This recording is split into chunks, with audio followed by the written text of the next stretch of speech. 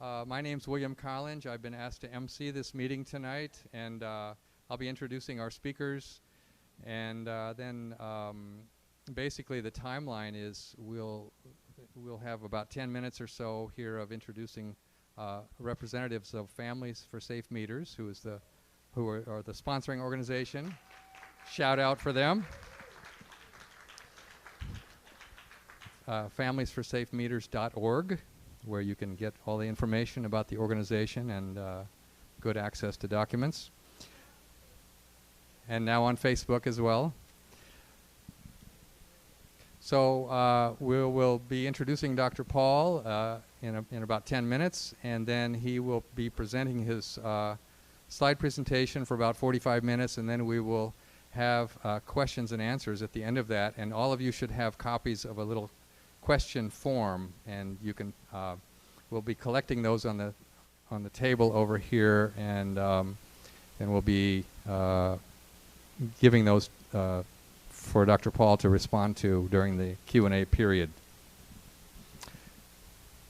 So to get started, we want to introduce Abraham Lakornik, who has some opening comments on behalf of Families for Safe Meters. Okay.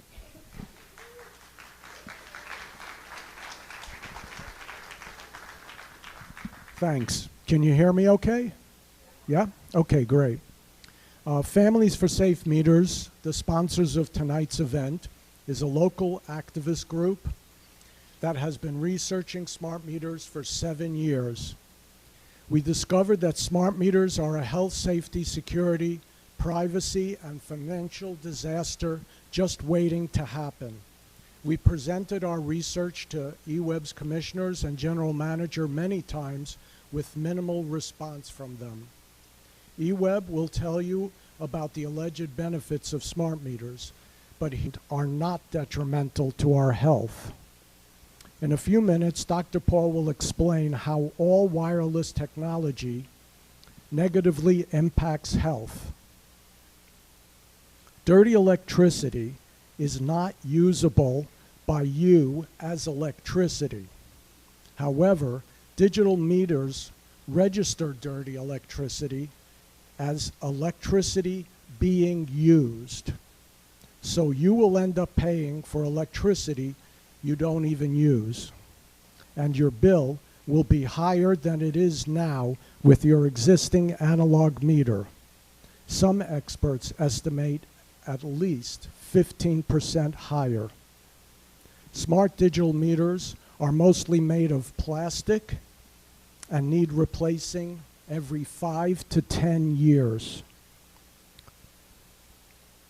They cost around 3 times as much as analog meters, which are made out of metal and glass and last up to 60 years. That's 60.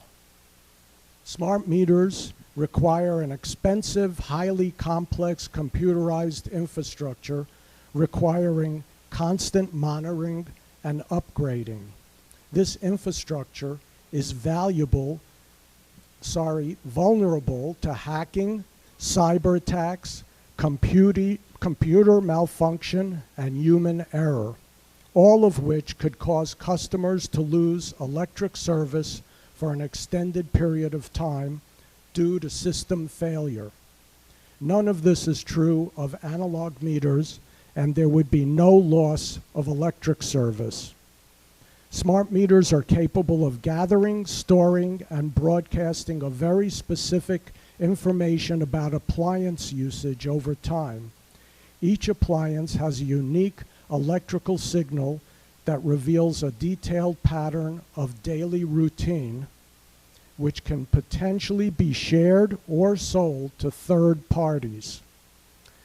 This is determined by the Seventh Circuit Court of Appeals to be a Fourth Amendment violation of search and seizure without a warrant. Analog meters do not have this capability.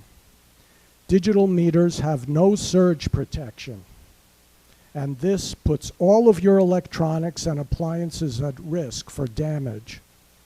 Analog meters do have surge protection. eWeb claims that smart meters will save money without having done a cost-benefit analysis. The cost savings benefit that eWeb has claimed for putting in smart meters is completely unproven. The utility commissions of New Mexico, Massachusetts, and Kentucky have all rejected smart meters precisely because their utilities could not prove that smart meters would be cost-effective. In the next 3 years, eWeb claims that they will remove and destroy our existing analog meters, even though they have years of useful service left, a waste of money and resources. There is no federal or state law mandating anyone to have a smart meter. It's a choice that electric utilities can provide for their customers. Don't opt out. It's illegal to even use the word opt out. Become part of a movement to help Eugene be a digital meter-free zone. Please, tell eWeb you want to keep your analog meter. Let's all practice the precautionary principle.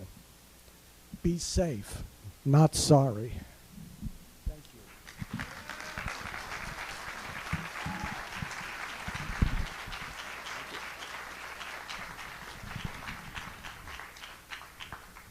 And now a word from Kathy Ging. Thanks, William. I'm Kathy Ging, co-founder of Families. Okay. I'm Kathy Ging, co-founder of FamiliesForSafeMeters.org. I'm glad to see a large audience today. We are thrilled to have Dr. Martin Pall here to educate us. We invite you to join us in any way you can to help stop wireless digital smart meters and 5G in our community. 3 California communities have already banned 5G. Give us a way to reach you by filling out the little sign-up pages we put in your packets. Members of Families for Safe Meters raised $2,500 to promote and produce this event. We would really appreciate your donations. Maybe we could put on another one. Please use box on the table or see one of us directly. I start by saying that eWeb deserves quite a bit of credit. 7 years ago, in 2011, they listened to ratepayer owners, a legal term for customers since eWeb is a publicly owned utility, which only about 15% of utility customers in the country are. Although initially they did not know about the potential health effects. In fact, on the website they said, were there any health effects from RFMW? No, they took the no off the website.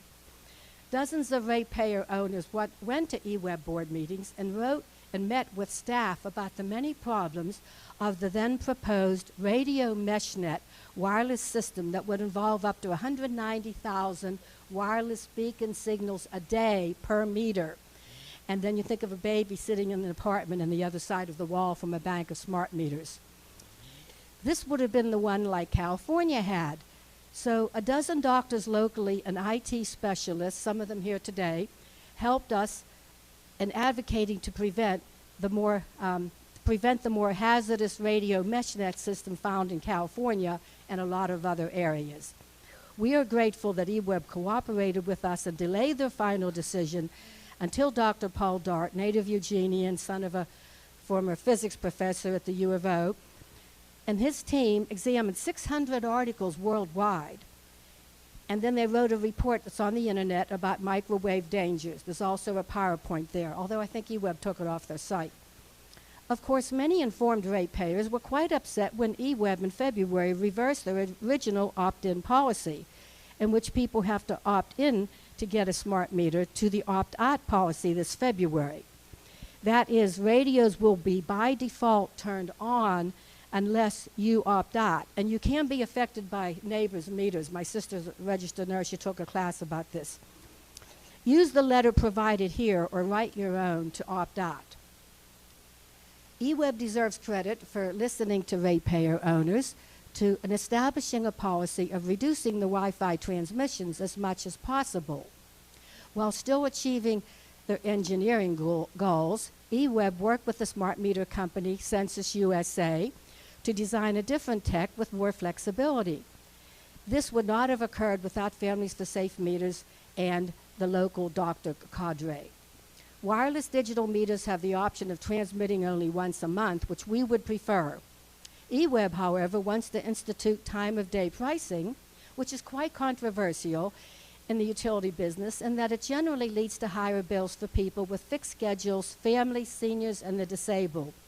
Citizens Utility Board wrote to Oregon PUC that it can hurt these segments of the population, which is a lot of Eugenians. The principle of meters not transmitting more often than necessary needs to be explored further by eWeb and implemented. If fewer transmissions are to develop, it will only be because of your input to eWeb. We hope you continue to educate yourselves and raise your awareness about wireless smart meters, other Wi-Fi, 5G, etc. Do we really need the Internet of Things? 30% of the Internet is used for porn, and it's going to allow them to download a movie in 2 minutes instead of 20 minutes. Also, it's going to allow autonomous vehicles. Well, get more information and contact us through Families for Safe Meters. We need your volunteer and financial help, and help us make a difference. And thank you also for calling eWeb. One of my ideas is to encourage them to come to your house, school, or office to access not only microwave, but also magnetic fields and dirty electricity.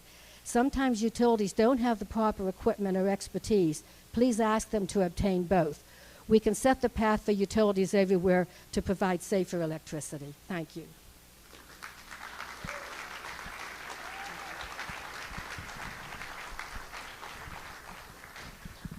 Thank you, Kathy. So it's now my pleasure to introduce Dr. Martin Pall. Dr. Pall was trained in physics, biochemistry, and genetics at Johns Hopkins and Caltech.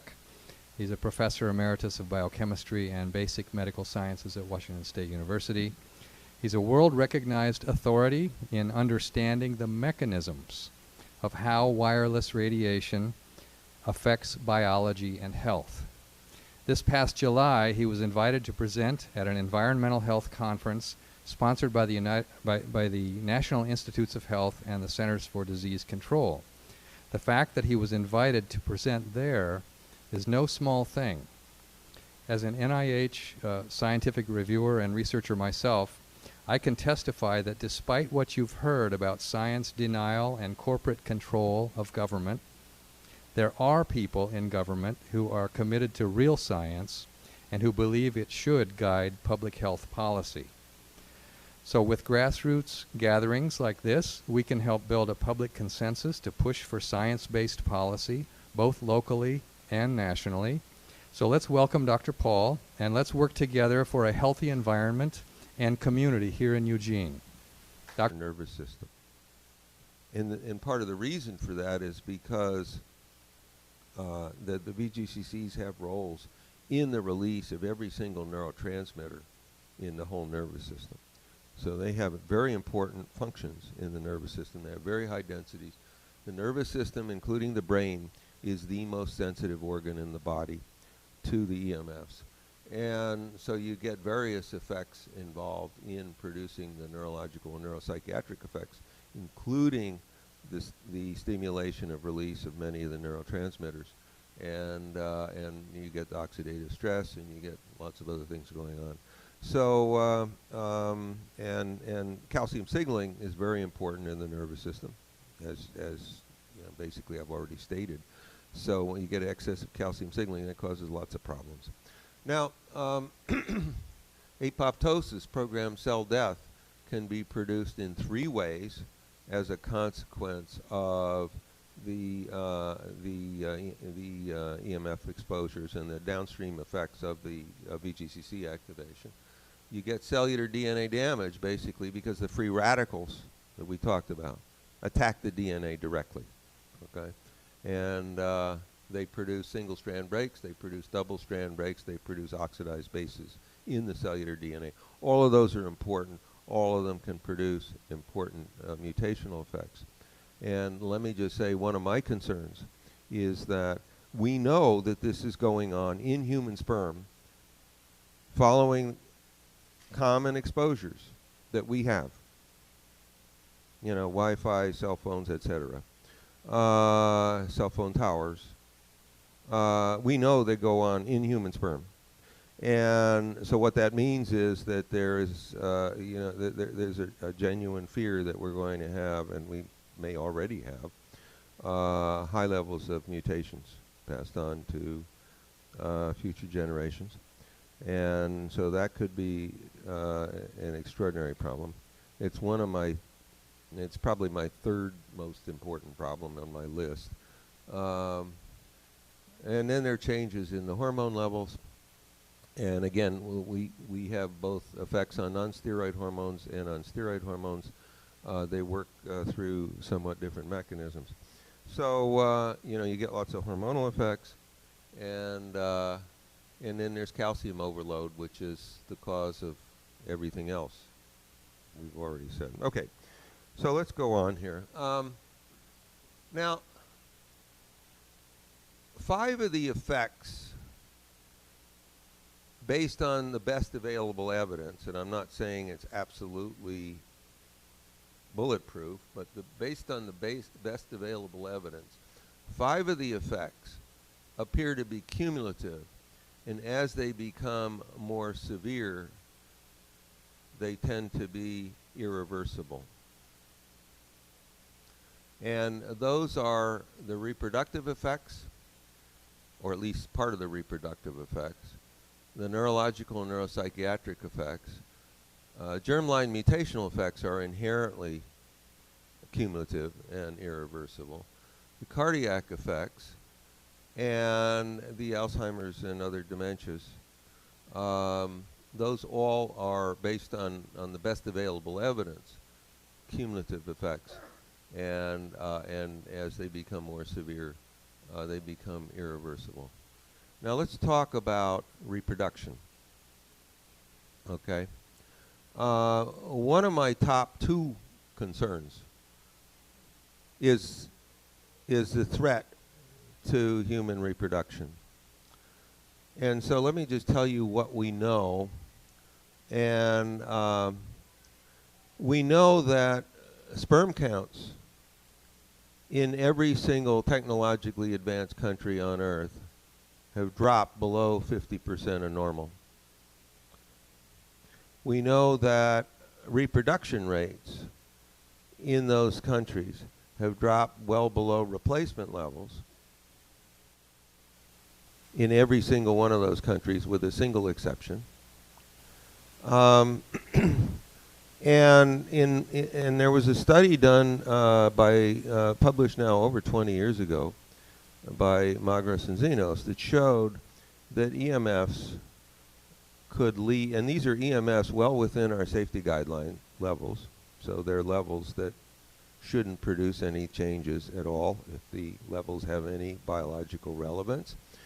And what happened was that there was, these were done with mice, young pairs of mice, and what was found, and mice, by the way, have a gestation period of about 30 days, so you can produce a litter very quickly, and so they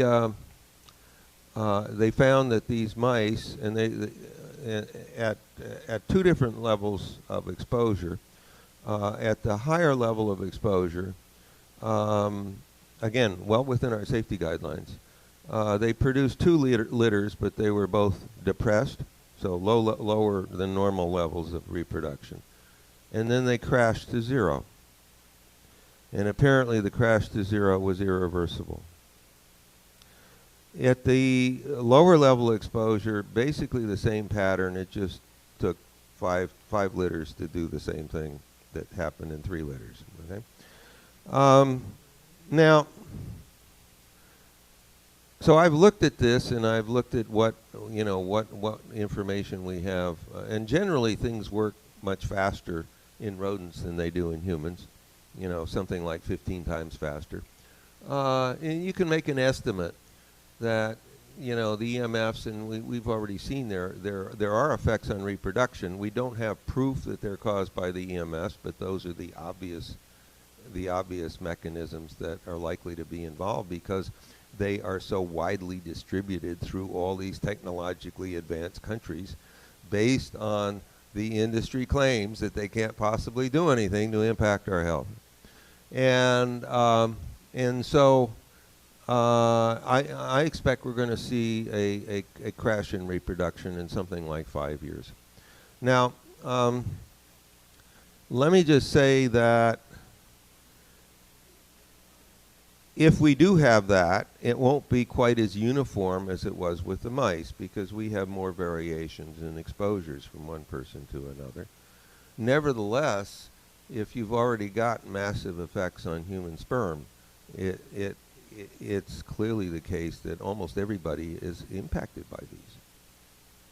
And so we don't have large numbers of people who are totally unimpacted. I mean, and so this is an issue. Now,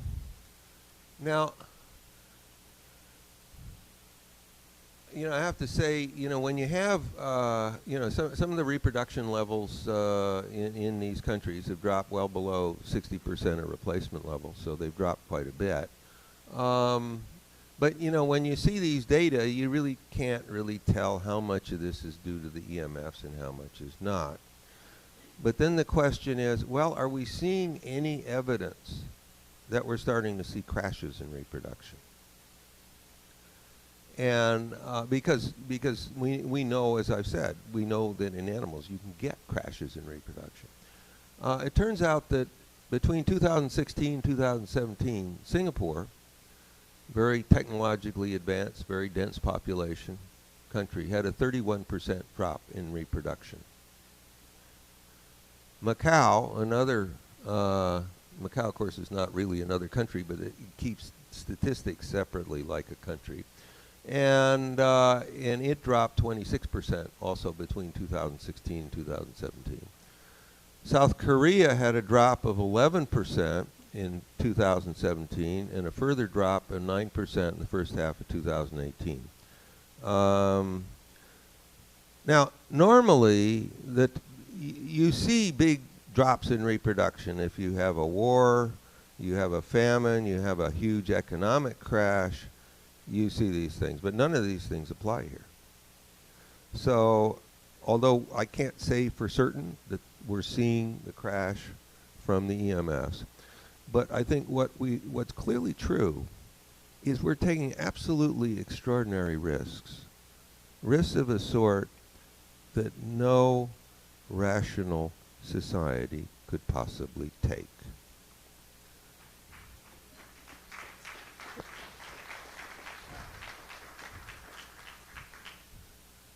Now, let's talk about the neurological and neuropsychiatric effects.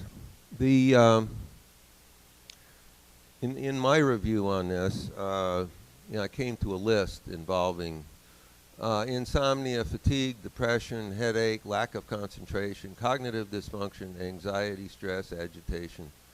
Oh, did I say depression? I'm not sure. Oh, depression and headaches, memory dysfunction. These are things that, as I think we all know, are becoming close to universal. These are things that people complain about all the time, not only in the US, but in all these technologically advanced countries. And we know they're caused by EMFs, and nobody's paying any attention to it. Now, let me just say, the list that I had, actually, there were other studies that came up with very similar lists that were reviewed. The first two reviews that were published on this in terms of EMF causation were, one was published in 1967, the other one in 1971. There are a number of other reviews that have been published with similar lists of effects, okay? So, you know, my paper actually wasn't unique in terms of the effects. What my paper was unique was in terms of documenting that these were causal effects of EMFs, and that obviously is an important thing. Now, when you do animal studies, you get massive changes over time in the brain, and they start out slow. You know, you get relatively modest changes. and they become more and more severe with time of exposure to a particular kind of EMF, particular intensity of EMF. And so you see cumulative effects.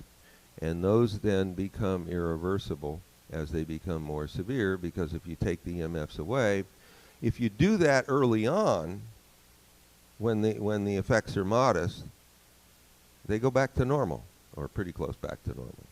If you wait, they become much more severe, and they become irreversible.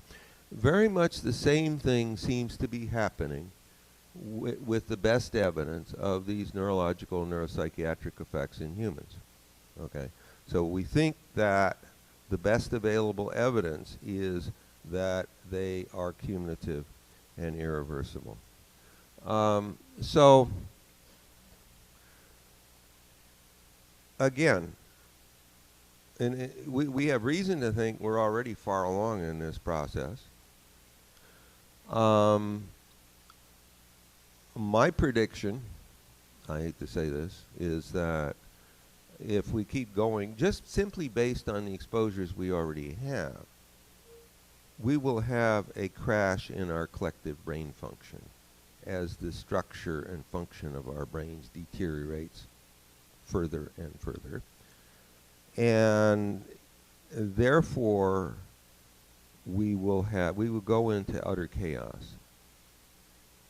That's my prediction if we keep going. And that's simply based on the exposures we already have. I'm not talking about 5G yet. Okay? So, again, we are taking risks that no rational society can possibly take. Okay. Well, okay, I guess I've already made all these points, so I don't think... Okay, we'll get to that. Let's go on. Speaking of the devil. Okay, let's talk about ADHD and autism. And let me just say, I don't really have time to talk about the evidence that's involved here. We do know that that mutations that lead to excessive VGC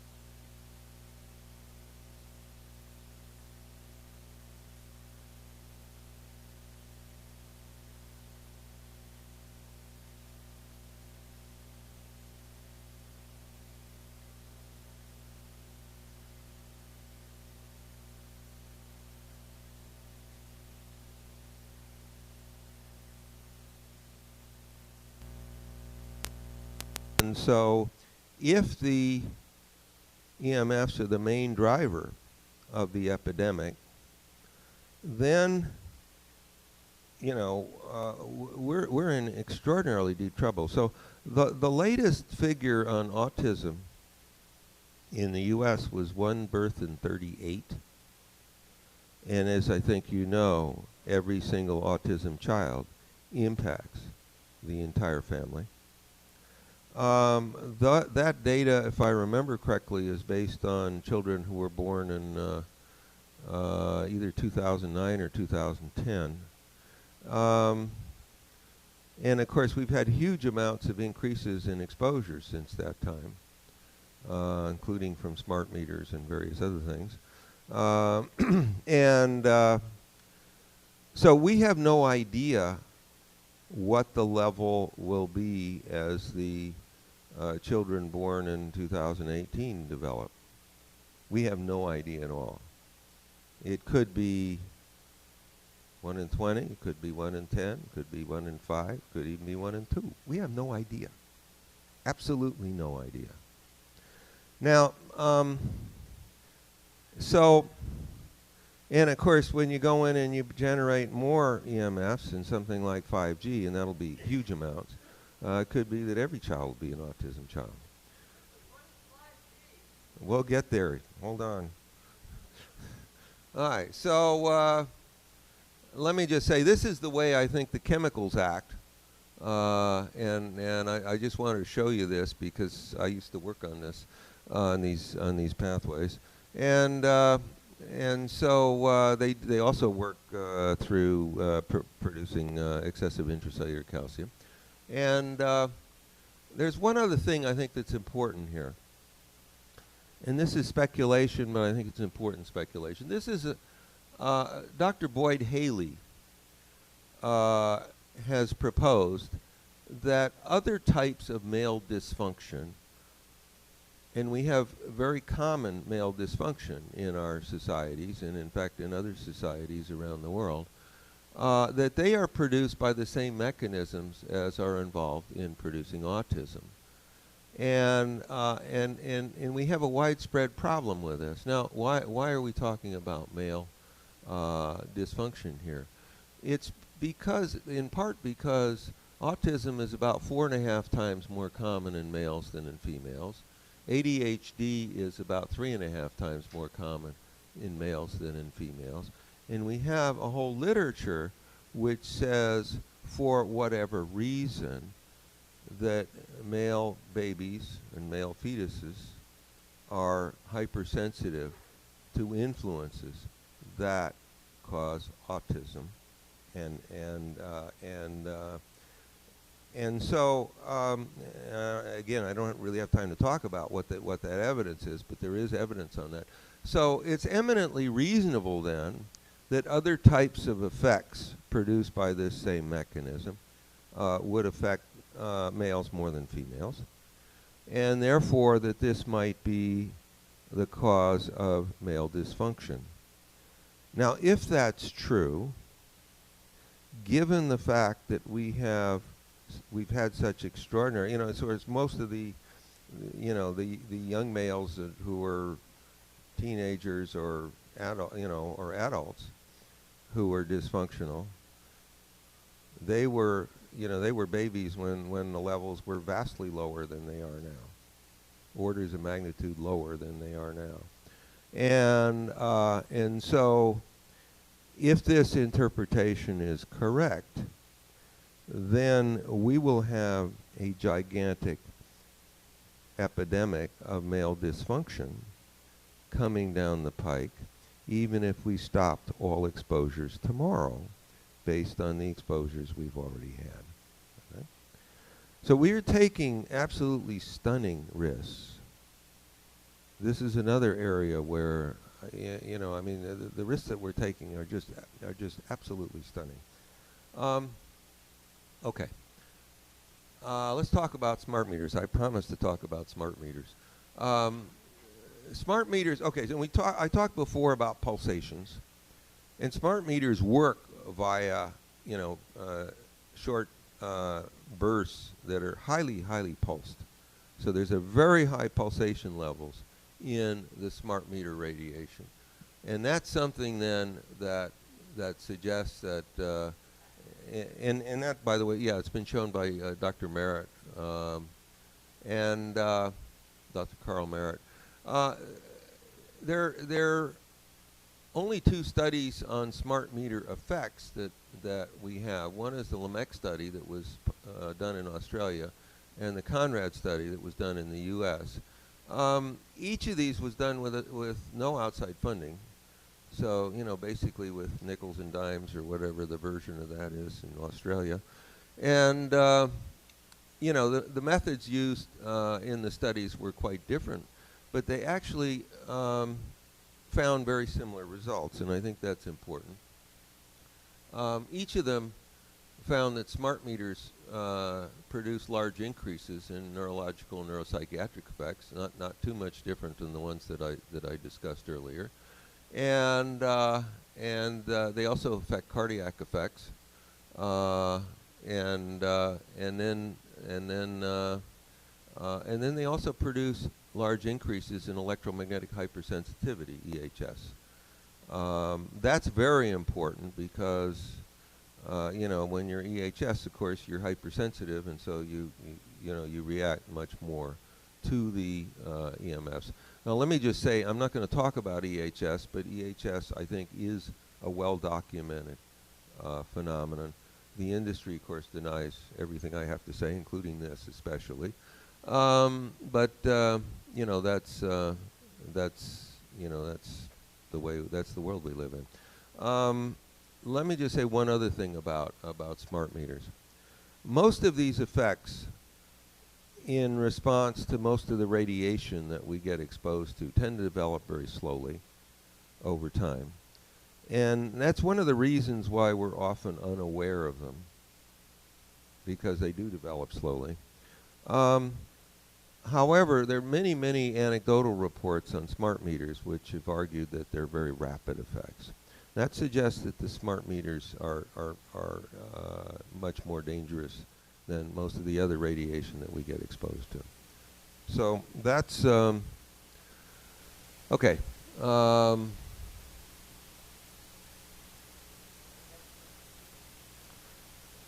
What about circumcision? Huh? I'm sorry? I didn't hear you. Yeah.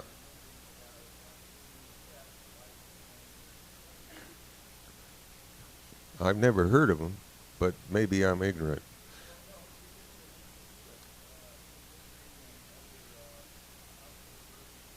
Yeah.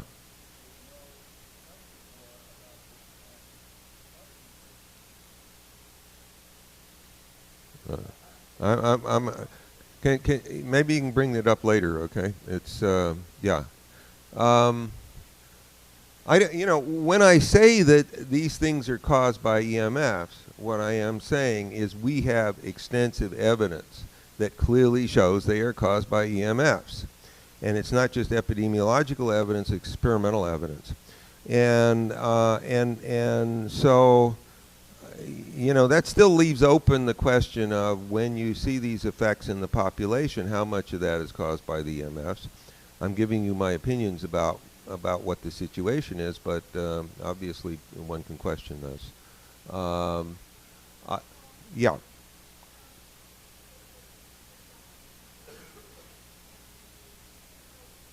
I'm sorry. Yes.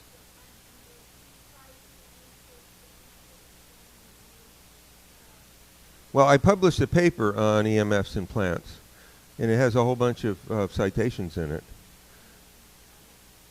No, actually, and that's.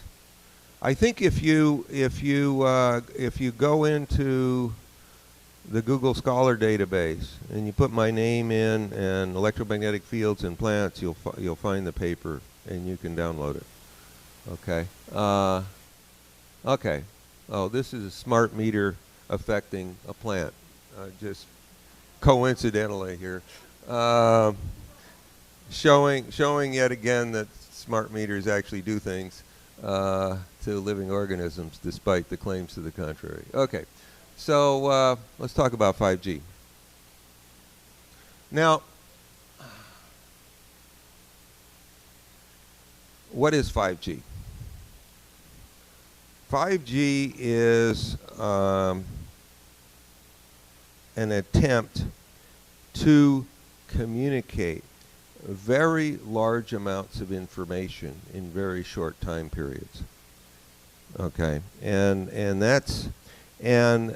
the decision that's been made is to use what are called millimeter wave frequencies. These are much higher frequencies than the microwave frequencies. And the reason that that decision was made is that you can communicate much higher amounts of information using the millimeter waves because they pulse much more. They can pulse much more rapidly. And you also have much more bandwidth. The consequences, however, is that because of that,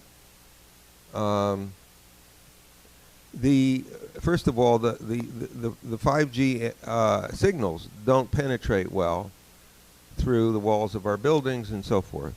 And so the plan is to put out tens of millions of these 5G antennae all over the place where you cannot avoid them,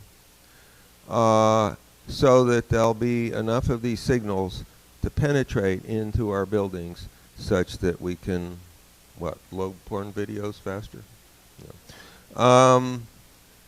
And communicate with all kinds of other things.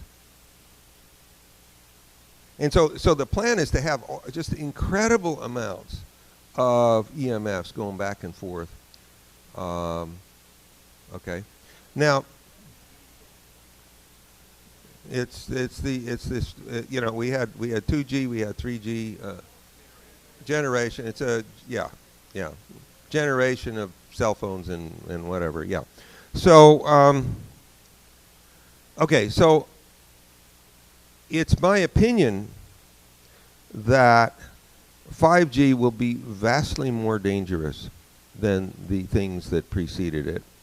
And I think that that's true for three reasons I'm going to talk about right now, and then I'm going to talk later about a fourth reason. The three reasons are, first of all, when you have something that gets absorbed well, it's usually absorbed because it's interacting with electrically charged groups. When you have, that's true with microwaves, and it's probably true of the 5G millimeter waves as well. What that argues then is that this thing is probably going to be particularly active in interacting with the charges on the voltage sensor. So it's going to be particularly active in producing biological effects. Okay. Secondly, because of the extremely high level of pulsation, and we know pulsation's important here, it will be extremely biologically active as well for that reason. And then it'll be extremely active because there are all these damn antennae all over the place where you can't avoid them.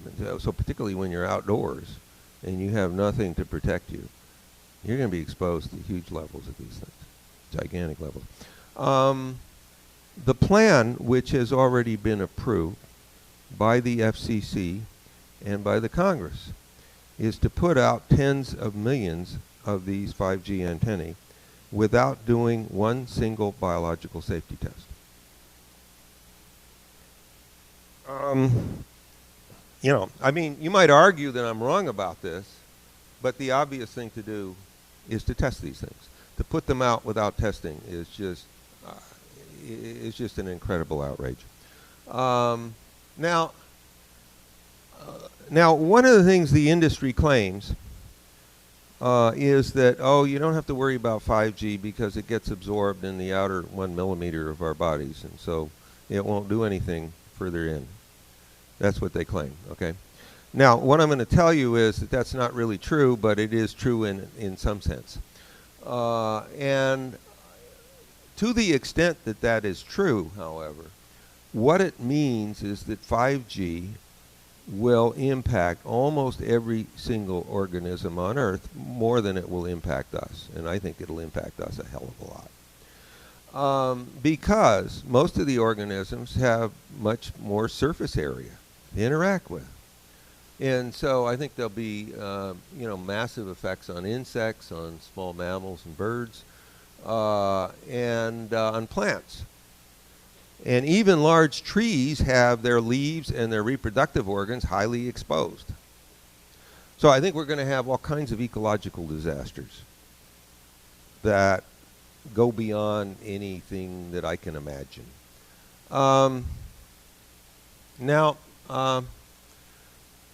Okay, now let's look at the issue of penetration, okay?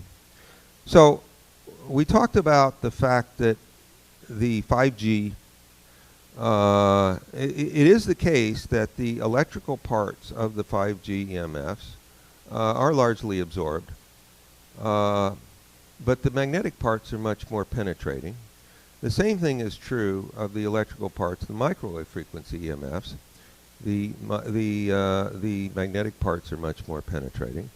And in the industry has been claiming for years that, well, that microwave frequency stuff can only affect the outer centimeter or so of our body. And we know absolutely that's wrong. Okay?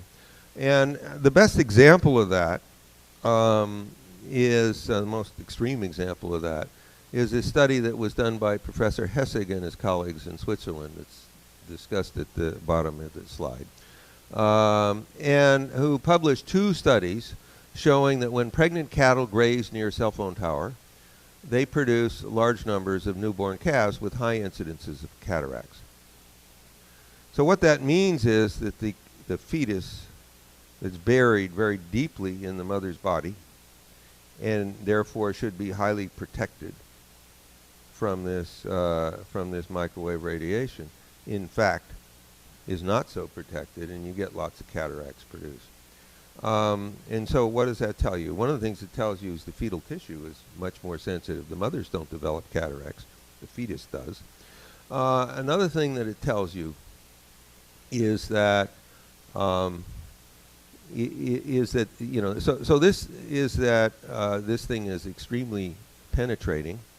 Something like 40 times more penetrating than the industry claims is possible.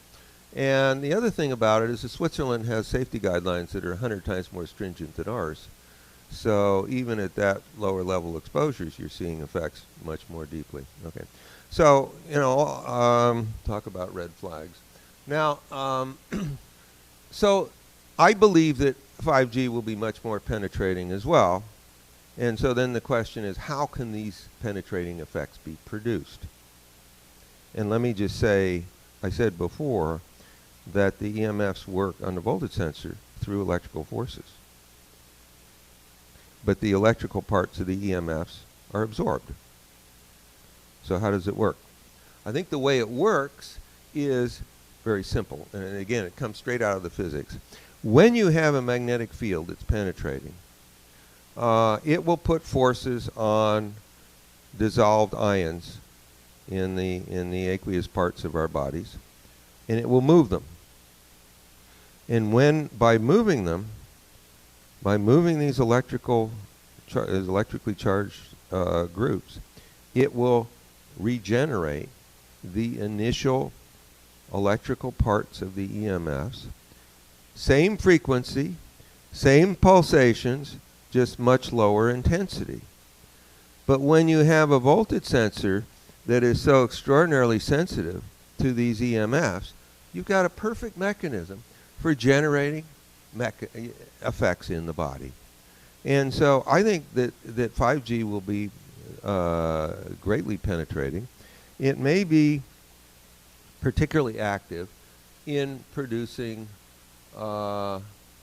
some things that are associated with aqueous parts of the body, like producing huge epidemics of blindness because of the aqueous and vitreous humors in the eye, like producing kidney failure because there's obviously lots of fluid in the kidney. There may be prenatal abnormalities because of the amniotic fluid at high levels. And there may be severe vascular effects because we've got all this fluid in the blood. So, things will be, so I think we're going to generate all the stuff that, these other EMFs generate. but there'll also be other things that will be generated that will be maybe particularly active from 5G. Now, again, maybe I'm wrong about some of these things. Maybe I'm wrong about all these things. But you do not put out these EMFs without doing biological safety testing. It is an atrocity beyond belief to do that. Thank you very much.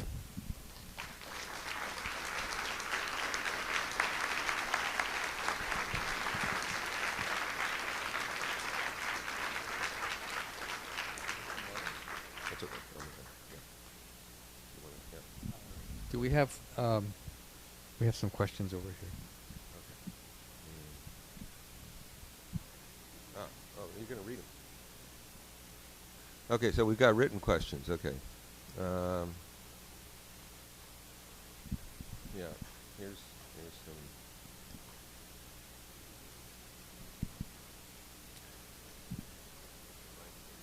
You want me to read? Can you read these? I don't know. Do you want to just? Let's see. It says, I've read that the brain doesn't completely develop until around 25 years old. Some people think it takes longer than that. Let's see. Is the first full 25 years in which humans are most vulnerable to EMFs? I don't know what I mean. We have reason to think that these in the prenatal, early postnatal period, there's high levels of sensitivity in the developing brain. I don't know about what happens after that, but there are things that occur in development, certainly well into the teenage years, that you might think would be sensitive as well. I haven't really thought about that. Okay. Okay, I have solar panels and had a digital type meter installed then, required. Now how do I get that meter back? I'm sorry. What the meter has to do with the solar panels, I'm not sure. Oh, I see. I see. Okay. I don't know. Has anybody got an answer to that?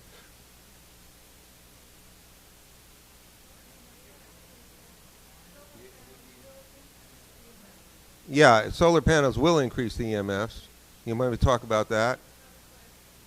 Well, I think the problem with solar photovoltaics is the inverters.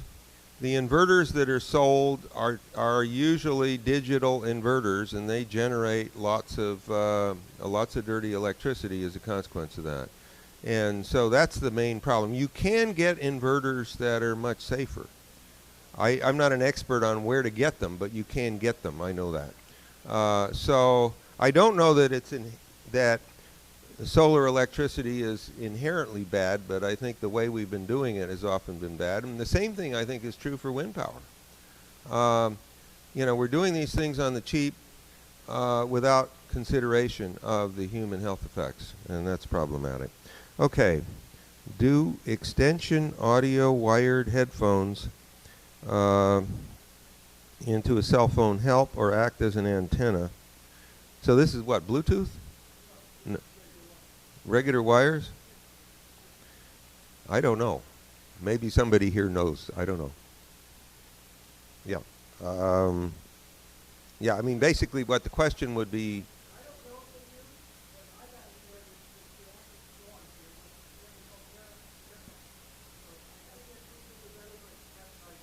Yeah, well, an air thing should be better than a wired thing. Yeah, right.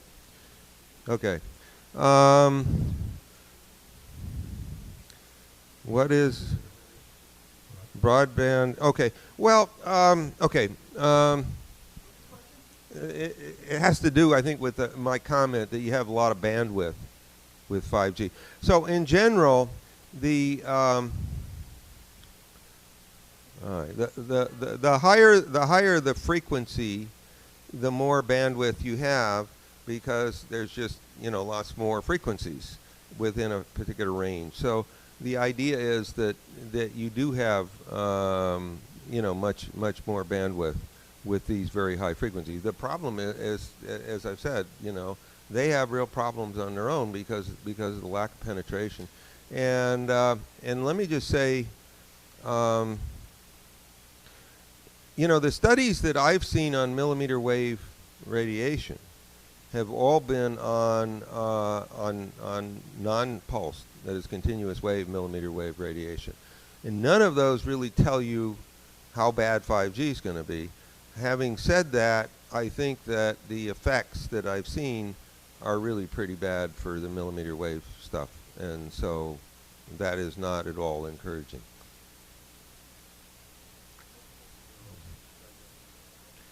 I don't know anything about trigeminal neuralgia. Well, I mean, or multiple sclerosis, I think, yeah, has been reported to be caused by EMS, but I really don't know that literature, so I can't comment on it, huh? Will it get worse? If our exposures get worse, everything's going to get worse. And how do we challenge the Telecommunications Act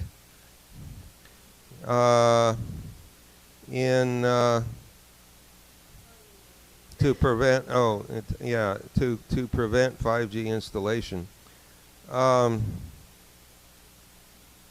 I don't know. There have been some attempts to do that, and I don't know where they've gone. Does anybody know here? There, you know, the other thing that's happening, as Kathy Ging mentioned, was there are some municipalities that have simply, you know, said we're not going to allow 5G. Whether that will be supported in the courts, I don't know, but that's something that can be done. I mean, I don't know. I think the other thing that could be done is just simply boycott these companies. The question is, how can you get enough people to boycott them to actually make it pinch? Yeah. Well, you know, yeah, mitigation. How can you do that? I think. You know, obviously there is shielding material that you can use, that you can wear, etc., that will help protect yourself from the EMFs. And okay, let me I've got this one here. Where did I put it?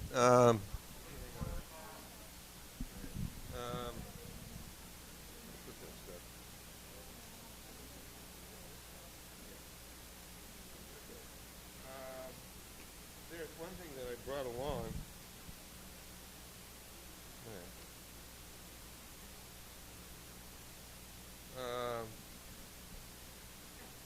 You can wear something like this. You can actually see through this thing, and you can read through this thing, and it kind of looks like hell, but it protects your head, and which it's made of.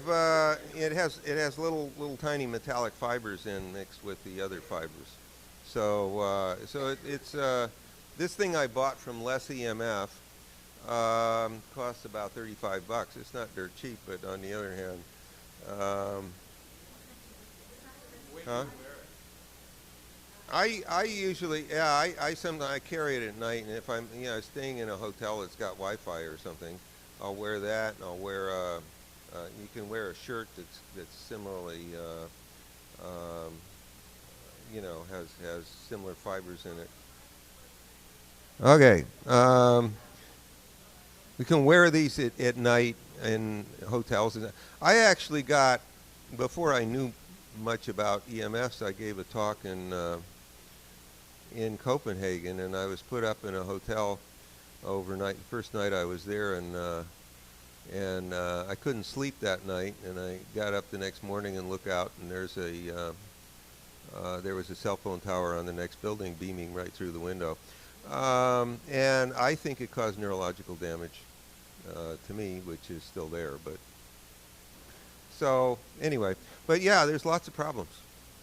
Yeah. So, okay, can too much calcium? Okay, no, okay. I was going to talk about a little bit more, another thing about mitigation. Okay, and this is something that I'm not sure I can tell you, I can explain to you very clearly. There is a very important regulatory system in the body, which is called NRF2, NRF number 2. Okay. I published a paper on this, which you can get off of the PubMed database by just putting in my name and NRF2, NRF number 2. I think this is an extraordinarily important regulatory system. There are a number of studies that have reported that nutrients that raise NRF2, and they're discussed in my paper, help protect us from EMF effects. This is not a magic bullet. I want to emphasize that, but it may still be useful. There are a lot of health-promoting nutritional factors and other factors which act by raising NRF2. And so, and one of the things that raising NRF2 does is produces a lot of antioxidant enzymes, which help protect us from the oxidative stress part of that.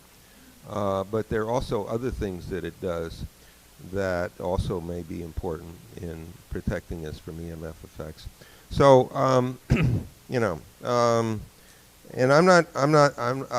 you know, and let me just say, I'm a Ph.D., not an M.D. Nothing I say should be viewed as medical advice. What? The nutrients? Look at the paper. There are a lot of them. Okay, let me give you a few of them. There are a lot of terpenoids that do it. There are carotenoids. The long-chain omega-3s in fish oil do it.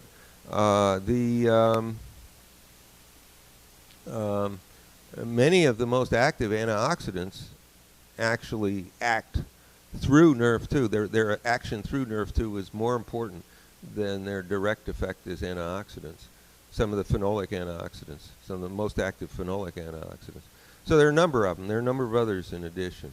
And so, you know, I think that this is, you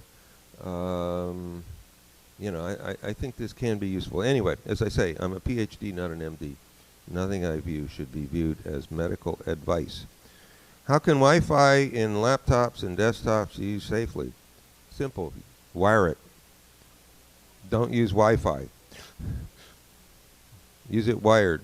If you ask the company to turn off the Wi-Fi, you need a meter to make sure they actually did it.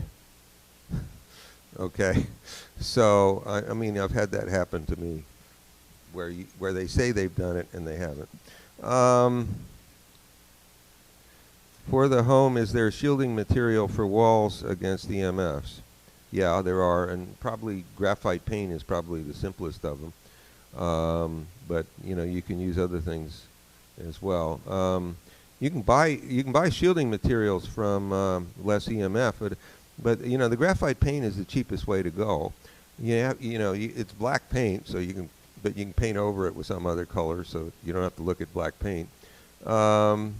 So that's good. When you talk about shielding windows, of course, it's more difficult and more expensive. You can do it, but it costs more. You can get materials not too much different from this that you can use as curtains, but they're expensive.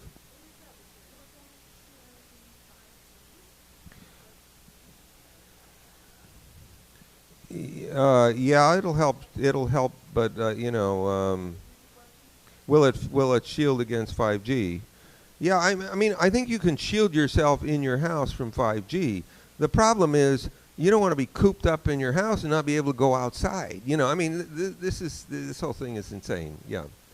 But you know, maybe that's, yeah, okay.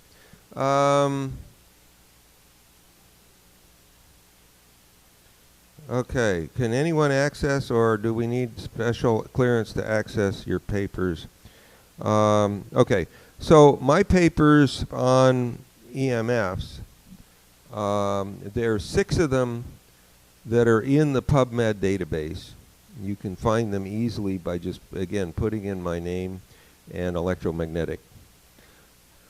5 of those are public access, so you can access them. There's a little thing on the upper right corner where you click on it and access the publisher's website and get them. The 6th one, which was the one I wrote that was strictly on therapy, is not public access. The other 2 papers, one of them is not accessible at all. The other one is in an engineering journal, which I wrote to tell the industry what they should be doing. Of course, they paid great attention to that, and that's in a journal that I forget their name, but their acronym is EGREM, IJIREM, and you can probably Google EGREM and find the paper. It's public access as well. You can get it off the publisher's website. Oh, the plant paper, I believe you can get off of Google Scholar database. Yeah.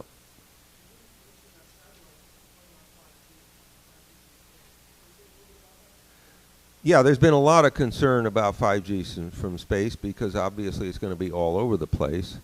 I think, you know,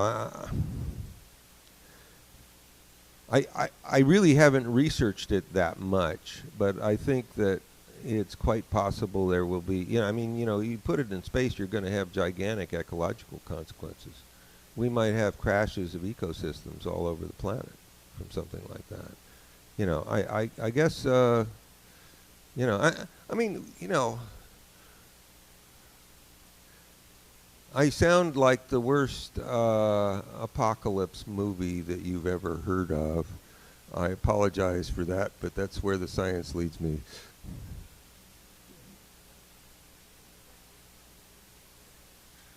Well, I think, you know, if you look at, you know, there was a very good book that was written called Doubt is Their Product. It was published, it was written by David Michaels, who's an academic at Georgetown University. It was published about 10 years ago. And he talks about a whole series of industries that basically have corrupted the science.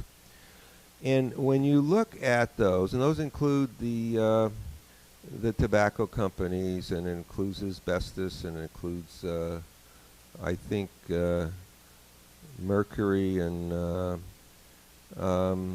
the oil companies with global warming, and all these things, and the drug companies, interestingly, and okay, I didn't remember that, but maybe it did. The correct title is Merchants of Doubt. No, that's a different one. Is that a different That's a different book. Yeah. Oh, there's 2 of them. Yeah, there's a different book. Yeah. I haven't read that one, so I'm not commenting on it, but I have read Doubt is Their Product. Now,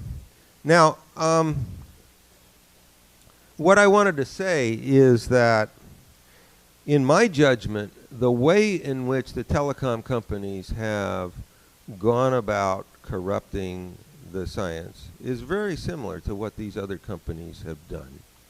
There's not that much difference between them or among them. But the consequences are vastly greater, because here we have multiple existential threats to our survival. None of those had any existential threats. They had major consequences, but not of that order. So, you know, that's yeah. Okay. So here's a question about smart meters affecting melatonin and the sleep cycle. Okay, so first of all, a lot of different EMFs lower nocturnal melatonin. So you need melatonin at night to sleep, and it lowers your melatonin levels. That's true with many of them, not just not just smart meters, but many things. Smart meters, I said before, may be particularly active, but you know, I haven't seen anything specifically on melatonin. And does it affect the sleep cycle? Well, yes, of course it does. Is this the only thing that EMFs do that cause us to have difficulty sleeping? I think the answer is no, it's not. And the reason I say that is that some people, you know, find melatonin to be quite helpful to help sleep, who are having problems with EMFs. But other people still do not sleep well even with melatonin. My opinion is that there's at least one other thing that's going on, and my candidate for that is high levels of nocturnal norepinephrine. Okay, so norepinephrine, I talked about the fact that they're hormone effects, okay? And norepinephrine levels can be high at night because of the EMFs, and that's the fight or flight hormone. Well, when you have fight or flight, you don't sleep very well. So that's my opinion, is that's what's going on. Maybe I'm right, maybe I'm wrong. Tinnitus?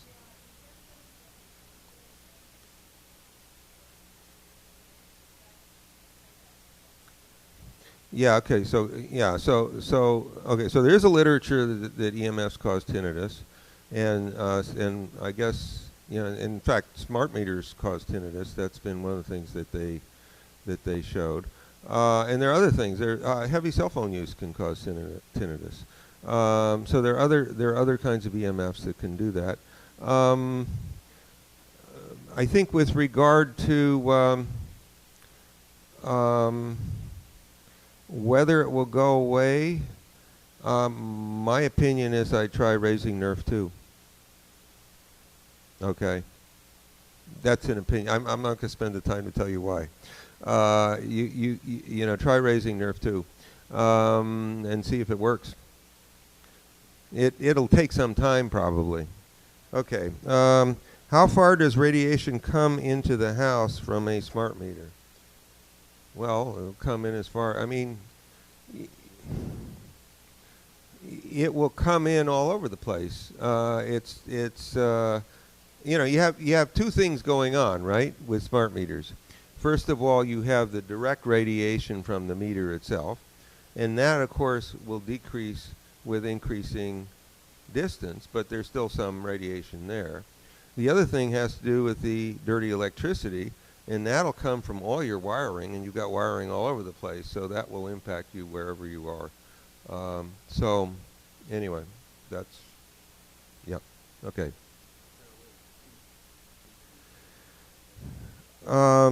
Is there a way to treat VG? Well, okay, good question. All right, so first of all, can you treat VGCC-caused problems, illness?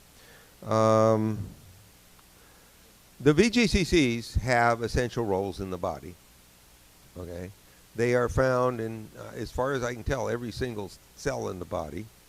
They have important roles in particularly in the nervous system and in the heart and in the endocrine systems.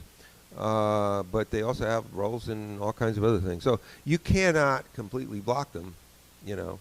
You just can't do that. You won't be able to function, period, you know. So people have tried using calcium channel blockers to see if they help, particularly with EHS. So far, it's not clear that can work clinically. Having said that, there are studies where people have used calcium channel blockers to deal with brain-related problems, including the neurodegenerative diseases. And so I would think about, if I were a researcher, or I'd think about trying those specific types of calcium channel blockers at the kind of doses that are being used there to see if they might work. But, there's no data on this. So, that's, There are other drugs which also lower the VGCC activity, and there's one of them. I'm trying to remember the name of it now. Cromolyn, which I'm excited about, but maybe my excitement is misplaced. Cromolyn is a drug which acts to lower the VGCC activities. I think it may act by directly interacting with the voltage sensor. I don't know that. I'm just basing that on the chemical structure of it. It's a natural compound, but it's used as a drug. Because it's a natural compound doesn't mean it's completely benign, of course. But it seems to lower the excitability of the VGCCs, and it seems to be well tolerated under the conditions where it is used clinically. So and let me just say, the main use in this country is as a nasal spray for allergies. Cromolyn, by the way, is spelled CROMOLYN. So you can find information. It is used orally for certain things. It's a prescription drug in this country for mastocytosis, so it has to be prescribed. It's available in Italy over the counter as a drug, as an oral drug. So I don't know. I think that might be an interesting possibility, but whether it'll pan out, I don't know. Yeah, can you say more about someone with EHS? Please define being even more negatively impacted after installation of a smart meter and other EMF producers. Okay, so okay, okay, so EHS is I don't know whether to call it I guess I'll call it a condition, which people argue makes them hypersensitive to the EMFs, and the effects that they see vary from one person to another. They're not all consistent, but the most common of them include the effects that we know the EMFs can cause, namely the neurological, neuropsychiatric effects, and the cardiac effects are among the most common. You also get a lot of skin sensitivity responses, and you can get eye sensitivity and so forth. So you get a lot of sensitivity in different parts of the body, but they you know, which parts of the body are impacted in different individuals are not always the same. So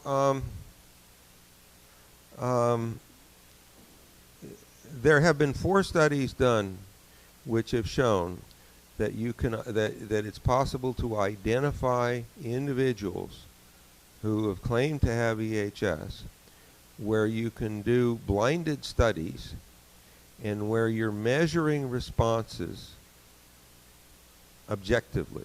You're not asking people whether they're reacting, you're measuring whether they're reacting. And it's been shown in each of these studies that there are people who are truly EHS that react when they're exposed and not when they're not exposed, and so you know, so that's important, I think. And of course, you become more sensitive if you know, when you become more sensitive, you know, all these symptoms get much worse. So anyway, yeah. Well, whatever. People want to go, I can go. It's been going an hour and a half. How about this as a final question, and then can you hang around to take? Oh, okay. Well, here's a question. Somebody's asking about, if I turn off my Wi-Fi, but all my neighbors around me, let's say I live in an apartment complex, how much of a problem is it, all those collective fields coming in? They're further away. Well, yeah, it could be a big problem, and people, and it's not at all uncommon for people to have horrible reactions and not knowing anything about them, and then discover that the person next door has a Wi-Fi antenna right across the wall from where they're sleeping. You know, I mean, those kinds of things, you hear these findings all the time. So it can be a big problem. Yeah.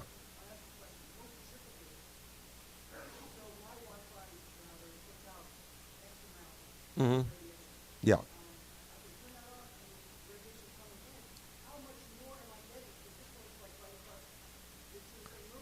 Right. Well, it'll vary from one situation to another. You have to measure it with a meter. I mean, I don't think there's any general thing, but you know, the question is, can you protect yourself from this? And I think the answer is you can, but you know, it's not always easy when you're living in a big apartment complex. You've got your walls, you've got your floor, you've got your ceiling. If you want to put graphite paint all over the place, you can do that, but you know, I don't know that you want to put them on the floors, but you know, but you know, it is possible to do these things, and so for example, if you've got carpeting, you know, you could pull the carpeting up, you could take the underfloor of the carpeting, you could put some shielding on it, cover it back up. You know, you can do those things. I mean, it's going to cost money, and it's a fairly substantial thing, but it's doable. We've got another one.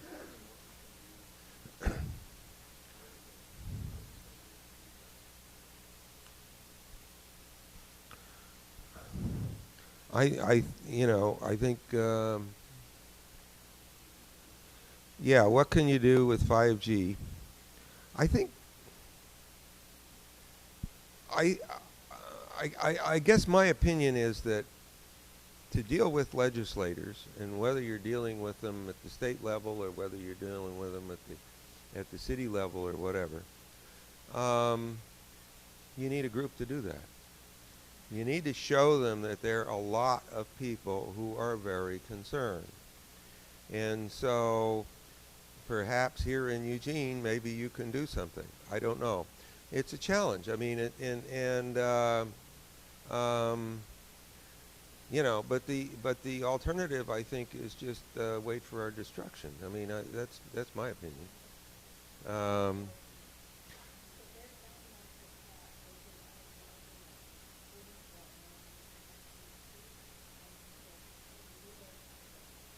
Wheeler's not on it anymore, but he was there for a while. Yeah.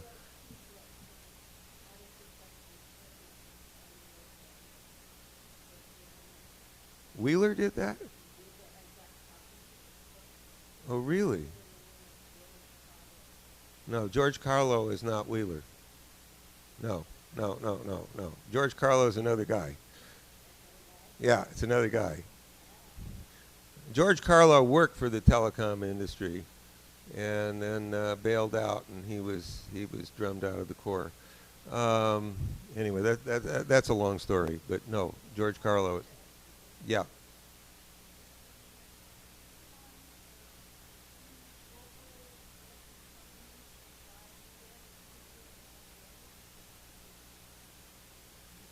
No, eWeb's not.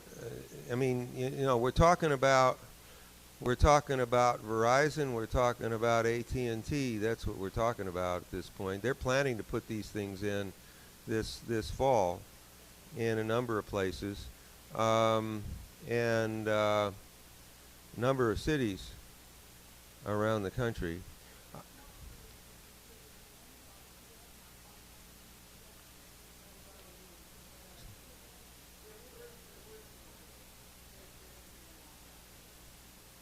So the smart meter is a different issue than 5G. Yeah.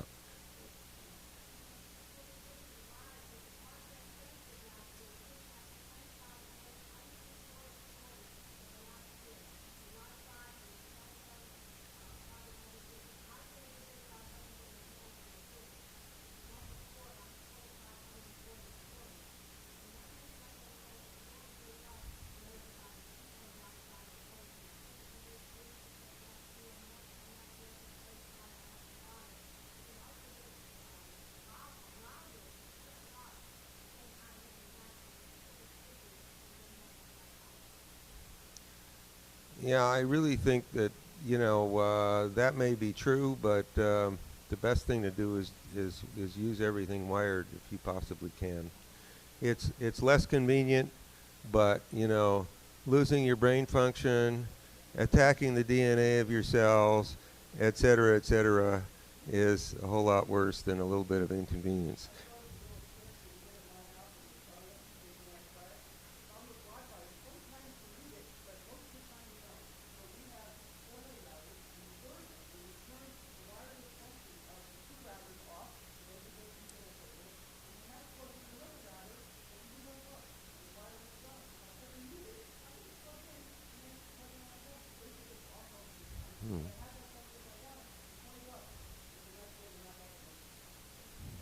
Good idea.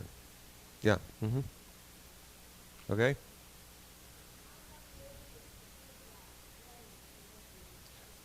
The opiates? Okay. That's what I get for opening my mouth. Okay. There's been a lot of discussion about people being addicted to their devices, to their cell phones, and to the internet, and to their tablets, et cetera, right? I believe that much of that is caused by the fact that the EMFs are physiologically addictive in much the same way that the opiates are physiologically addictive.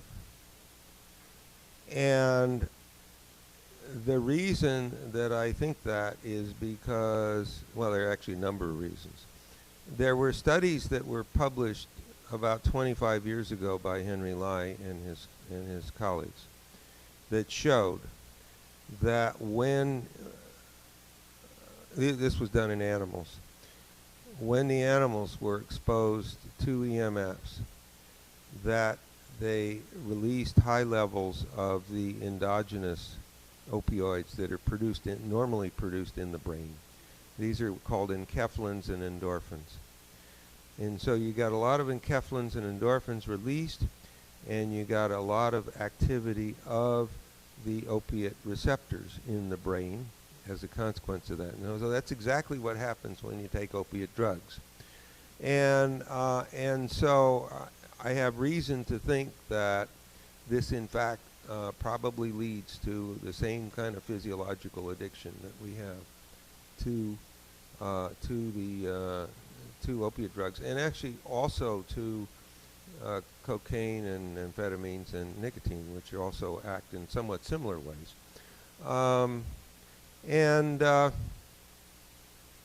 So this is another thing which causes this whole thing to be even more pathological than one can even imagine. Because of course you've got all these people who are addicted, and then how the hell do you get them off? Yeah. So.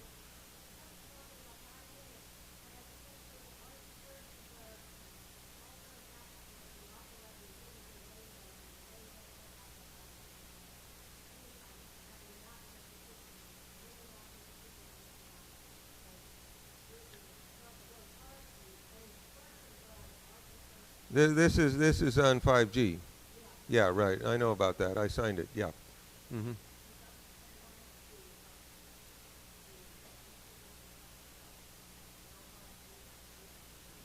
There are actually two initiatives on no 5G in space, and the reason for that was the Furstenberg one was this extremely long thing, and there were people who thought that we needed something that was shorter so that somebody might actually read it. And so there are actually two of them that are being circulated that have the same intent, but different wording. So yeah, well, the other one's being circulated from Europe. Not that that makes any difference in the age of the internet, of email and stuff, right? So, well. Anyway, okay, are we done? We got one more. Graphite Okay. My understanding is that it's not simple to protect your home with graphite paint, metal walls, etc. If you have EMF inside your home, you could be trapping it inside and making it worse. I don't think this is true with graphite. It is true with using things like aluminum foil. But I don't think it's true with graphite. Now, maybe I'm wrong about that, but that's my understanding of the way graphite works. You know, you can use aluminum foil, which basically bounces the EMFs back. And so if you put aluminum foil on your walls, you'll get rid of the EMFs from outside, but you will concentrate the stuff that's inside because it'll just bounce around in there, and that's a problem.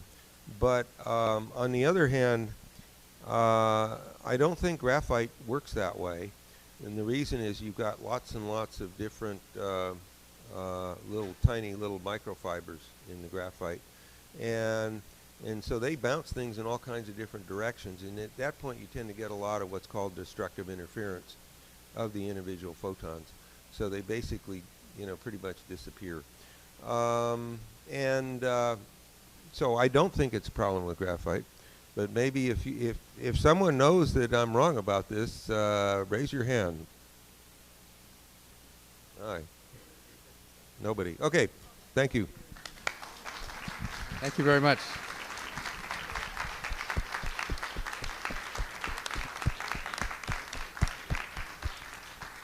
Thank you. This has been great. And please check out the materials on the tables over here. And if you haven't made a donation, it would be great to make a donation to cover the costs of this evening.